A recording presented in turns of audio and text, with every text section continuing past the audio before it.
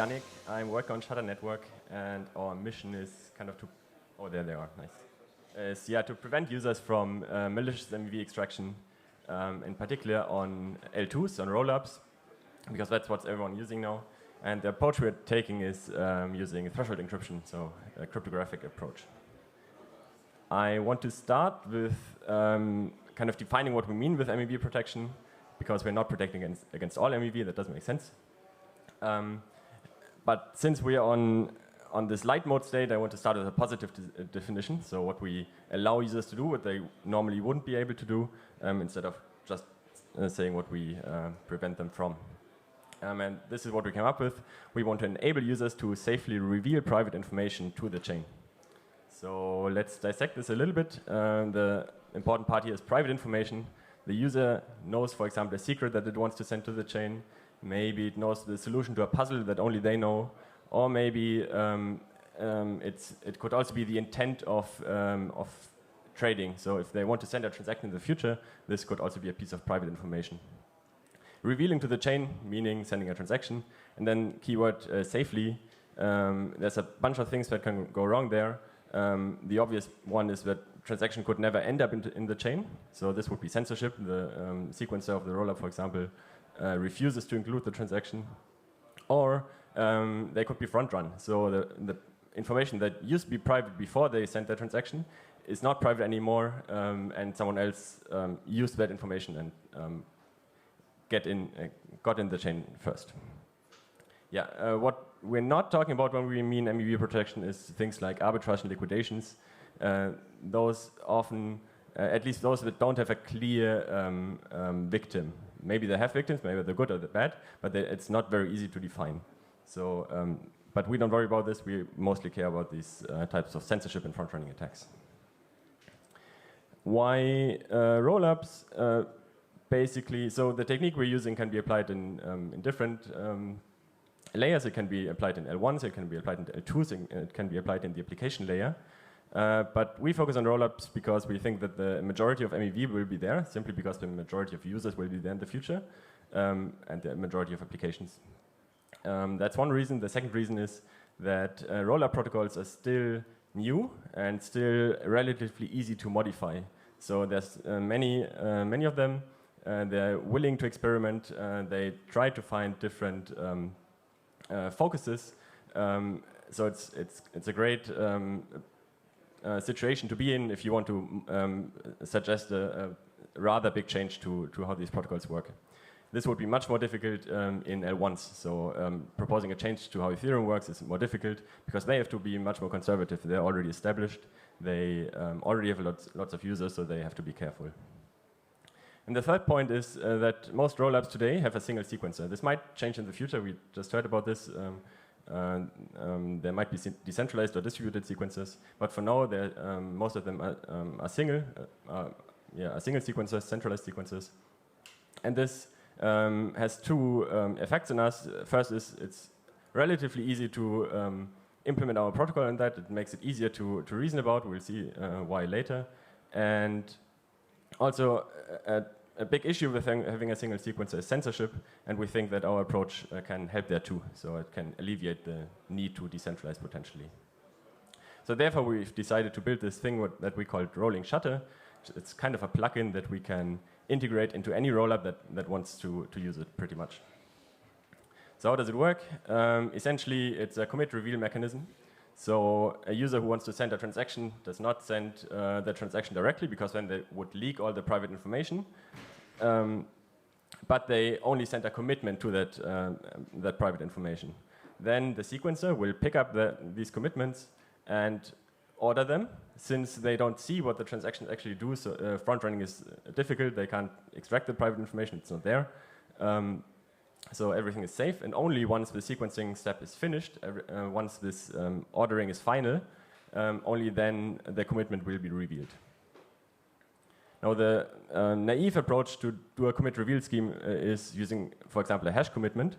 The problem there is then that the user would have to commit it have to reveal it in the end, and it gives them the option to not reveal. And then we have a big problem, because either we have to halt the chain, we don't know what to do with that, or we have to ignore it, and lots of applications would break in that instance, because for economic reasons. So the solution and another reason is that UX would be horrible. So whenever you send a transaction, you would have to send 2 transactions with some time in between. That would be very, very annoying. So what we do instead, we have a committee that performs the revelation. The user only has to send the commitment, and then the committee does the reveal. How does it work? Essentially by threshold encryption, the commitment is an encrypted message that the committee has the power to reveal. Yes, and the diagram shows kind of how it will look like. The sequencer produces batches of these encrypted transactions, and whenever a batch is closed, it's a final, then the committee will reveal the key, and then the process starts again.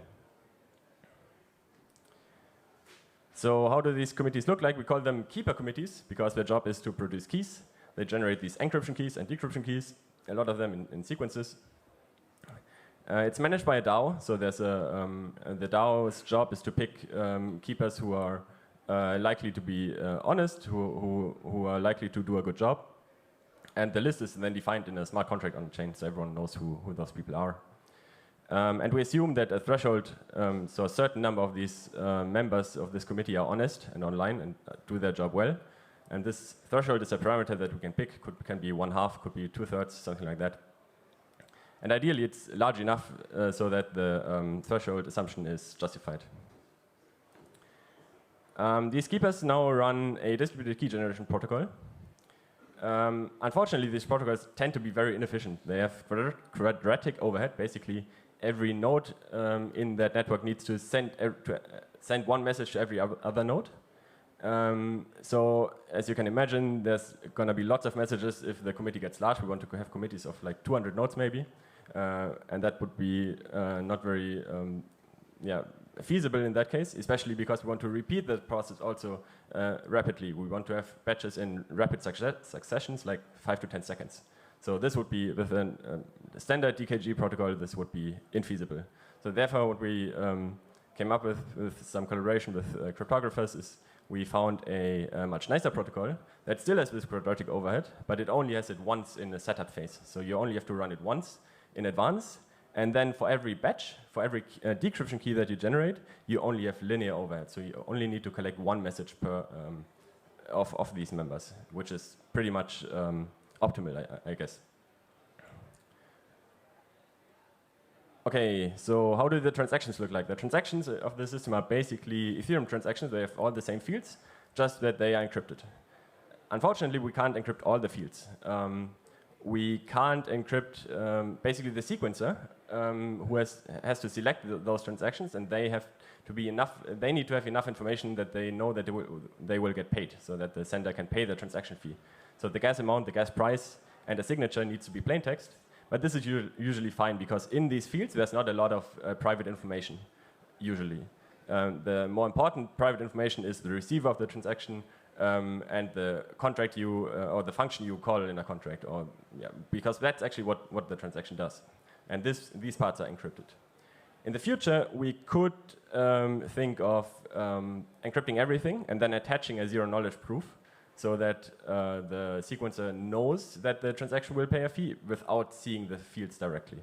But for now, this is too complicated for us and not really worth it, so we took the easy way. That's also more feasible at the moment. The sequencing step, i.e. the batch production step, is performed by the collator. We call it the collator. It's run by the same entity as the sequencer of the rollup. And sequencer would actually be a better name because their job is to order the transactions, but unfortunately that name is already taken, and it's a different piece of software, so we call it the collator. And their job is to produce these batches, define the list of transactions that are in there, the order of those transactions, and they also commit on the execution context, so the block number, timestamp, and things like that, everything that can affect the execution of transactions. And eventually, once they're done, once they signed these, and once they close the batch, they will send it to the sequencer. So you might wonder why they need to commit on the execution context. Why does that matter? And the reason for that is that there's a potential attack that we call optimistic sandwiching. So even if the sequencer does not know the transaction, this green victim transaction, they don't see what it does, but they guess that there might be a potential attack, and they just do the attack anyways. So they sandwich it, they put a front-running transaction in front, a back-running transaction in the back, and then they just wait until they see what the then they commit, wait until the decryption key is present, they decrypt, and then they see what the victim does. And then they kind of switch on this front-running and back-running transaction, or don't switch it on, depending on the timestamp. So, for example, they say if the timestamp is even, the front-running transaction only will run if it's even, and then they set the timestamp to even if they want to run the attack, or they set it to odd if they don't want to run the attack. So the message here is basically that that defining the order of transactions is not enough in general. You also need to find basically every input that can change the execution path of a transaction. But yeah, the solution to that is simple. We just make this sequencer commit to all these fields. It's not too many. It's like a couple of block numbers and the timestamp. This is the architecture of how our system looks like. We have two parts. We have this kind of shutter system, and we have the rollup. And the shutter system is the software that we provide. It's the keeper client, it's the collator. We also have a Tendermint chain here. It's kind of a private chain that is run by the keepers only, and that the keepers use to coordinate generating these, running the setup phase of the DKG. So, but no one else basically has to care about that. And then on the other side of the rollup, we have the sequencer and the state transition logic. These we have to modify a little bit. So we have to provide an interface that the collator can use to push batches to the sequencer. And we need to modify the state transition logic so that it executes these batches. So the normal state transition logic executes transactions, Ethereum transactions, and now we have to do this additional step of decrypting transactions first and then executing them. But these, the point I'm trying to make here is that most of the complexity of the system is enclosed in the shutter part, on the left part that we write, and then this, the changes we have to make to the rollup are very trivial almost, or very minimal at least. So it can be, without a lot of effort, integrated into most rollup designs. We should talk a little bit about what can go wrong. So what happens if people don't behave as we want them to, and how we can discourage or encourage honest behavior. And there's basically two classes of attacks here. One is cryptographically provable, and one is non-cryptographically provable. Cryptographically provable is an attack by the collator. They can create two competing batches. So they can first create one batch, wait for the decryption key, and once they see the decryption key, create another batch, basically reordering transactions in a way that suits them. So this would allow them to extract MEV, which they weren't able to do before. But fortunately, this is very easy to prevent, or at least it's very easy to punish. So since these commitments that the collator sends are signed, or the batches are signed, we can simply slash them if anyone provides proof of two batches that are signed by the same collator for the same block height. So this is easy to discourage. What's more difficult is like misbehavior by the keepers. So things that the keepers can do is they can decrypt transactions early. They can not wait for the commitment by the collator. They can decrypt it immediately. Or they can decide to not decrypt at all. Both of these attacks only work if with some collusion. So for the first attack, you need at least the threshold number, so half or 2/3 or whatever we chose the parameter. This number of keepers have to collude. So it kind of breaks already our honesty assumption, but it's still important to consider. And for not decrypting, you need basically n minus the threshold, so that not threshold keepers are available to produce the key. So unfortunately, these are, as I said, not cryptographically provable. For example, the first attack, collusion, decrypting early, can be done completely in secret. So no one would actually know that, or at least have clear proof of that. But fortunately, there's evidence. So often you don't have proof, but you have evidence. So you see some weird things going on. You see sandwiching attacks, which shouldn't be possible normally. So in those cases, we can use the DAO to punish the keepers. They can do what we could call subjective slashing. So even though they don't have proof, they just make the DAO vote on these people probably colluded, so we slash them. Or at least throw them out of the set. And the other solution is to simply incentivize them long-term. So give them long-term contracts so that they can probably earn more money by being honest. Yes, that's pretty much all of it. To summarize, basically, I want to say that rolling shutter is like this front-running protection plugin that can be integrated into almost all rollups. It's based on threshold cryptography and ready to be released soon, we hope. Thanks a lot.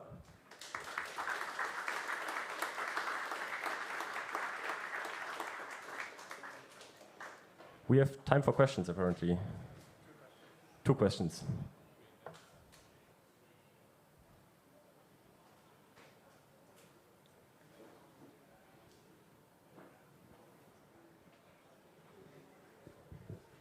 Hi, thanks for the talk. Do you have an idea of the size of the nodes of the keepers? Yes. And also, my second question, follow-up question is, do they have to decrypt something each time for each transaction? Or is it linear in the number of transactions? So our goal is to have like 200 nodes in that set. I think that's a good size and feasible. The bigger, the more secure, of course. It's always nice to have a greater number there. And for the decryption, yes, every transaction has to be decrypted, but this is not part of the job of the keepers, actually. What the keepers do is they just provide the key, and then everyone can execute while they follow the state transition function, basically.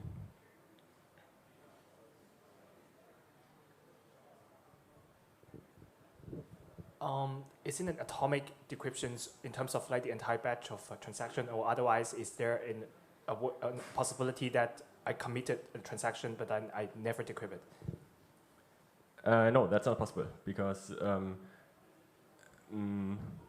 it's not your job to decrypt the transaction. It's the job of the keepers to provide the key, and then everyone in the network will perform the decryption. So there's incentive for every transaction to be decrypted by the other node operator, basically. Yes. Gotcha. One more.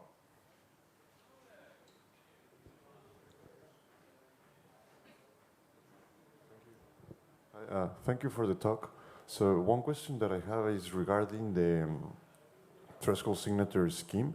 So it's a dynamic network, these keepers. So every time there is a new keeper or one keeper like exiting the network, you need to update the threshold signature, right? Yes, that's correct. So like, how do you do this like in a safe way, so you don't lose track? So as I said earlier, it's the job of the DAO to manage the keeper set, and they will probably not do changes every week. They will just collect changes for maybe a month or longer, and then only change them like in kind of batches, so that we don't have to generate keys or perform this quadratic DKG setup phase very often. Yes. So for now, we just, if that happens, we just generate perform a new key generation process. In theory, you could update the protocol to, I'm not a cryptographer, so I don't know how it works, but you can kind of update the protocol so that new keepers can join without changing everything on the, all the key material that the other nodes have. So that would make it more efficient, but we don't do that yet. Cool, thanks a lot.